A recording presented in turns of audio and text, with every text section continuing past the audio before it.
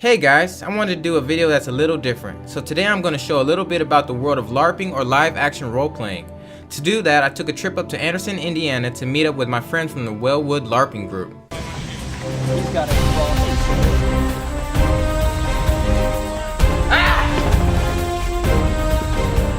How long have you been LARPing? I've been doing this for about 3-4 years now. I've been going on for a little while. So it's been a fun time. I've been LARPing for about 6 years now. 6 years? Yeah, I started off at Serpent's Hollow on the other side, and I came over here when my best friend and roommate Alexa started this group. Okay.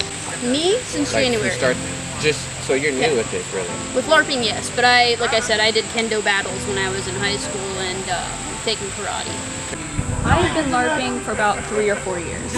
Is this your only group, and how long have you been with them? No, I've jumped between a couple of different groups. The initial group that I started with, there was some complications in the group. There were different views on how the group should run, and a lot of it I didn't like. It was singly built. It was built for basically one person to better themselves. So got together with some of my friends, and we ended up creating this group. Yeah, about 2.5 years previous, we, few members of a previous group on another area decided that we wanted to branch off and create our own thing. You guys collaborated? Yeah, they were a lot more into like the gameplay mechanics, more what we call stick jockeying, sword and board, that kind of thing, where it's just weapon to weapon. Here we focus a little bit more on story, character development, stuff like that. What do you enjoy about LARPing? I love the sheer conflict of battle. I love having to strategize and figure out how I'm going to get around my opponents to be able to beat them and come out on top. But I also love the role play, the interactions between characters. I will gladly sacrifice a life if I can get a great story out of it for what we're doing at the time. Oh, well, I do it for stress relief. It's great to get out Yeah, that's a big part of it. and exercise. It's just one of my, I want to be a writer, and so coming out here and getting into character helps me to write better. Oh, yeah. And on top of that, it gives me a chance to go out. I don't get to go to the gym as often as I'd like, but it gives me a chance once a week to come out here and actually Be active. move and be active with people who share common interests. I'm here because I used to do kendo battles when I was in high school, and to be honest, I didn't like how hurt I got from that. This is a little bit nicer because this is of course a PVC core. This is my bow staff. But I can parry blows with each end and the center right here. And it's made out of foam, so hits are a lot lighter. It's a little less damage. But you can also put some force on it. Yeah, It still don't get won't me be as wrong, bad. you can parry blows, you can knock people over. I've actually swept somebody's legs out from under them. Really? Now, would you consider LARPing to be a stress reliever for you? Definitely. I look forward to it every week because sometimes either getting in character or just going around and sparring with people with these weapons, it's a lot of fun. It is the highlight of my week. We get to come out here every week. You meet a lot of really cool people that you might not otherwise meet, who share your interests, because the group that you join shows a lot about the kind of interests you have, whether it's modern combat or fantasy. You get to experience a sense of community, and it's honestly really good exercise too. You get out, enjoy yourself, meet new people, and through them a lot of people do other things like tabletop gaming or just hanging out. Where do you get your gear? Is it expensive? It can get pretty expensive, but not really, because you can buy a lot of it in bulk. Okay. But the more you buy, it does get expensive after a while. I've been playing for 6 years. I've probably spent You're a veteran. grand. Yeah, a couple grand on making stuff that it wears down pretty quickly too. So.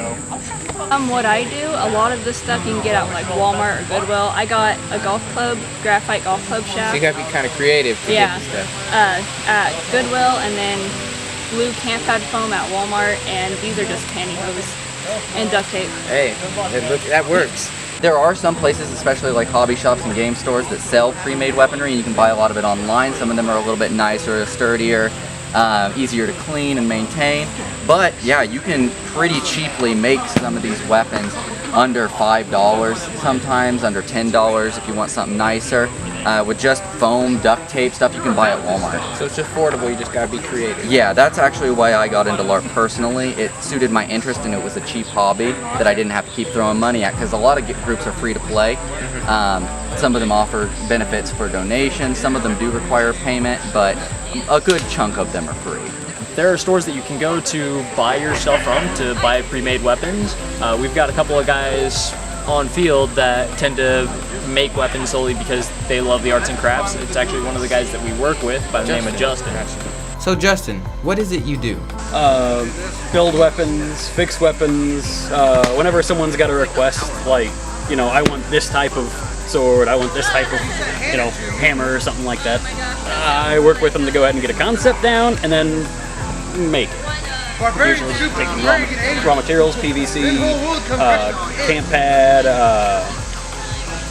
duct tape. How would you describe LARPing?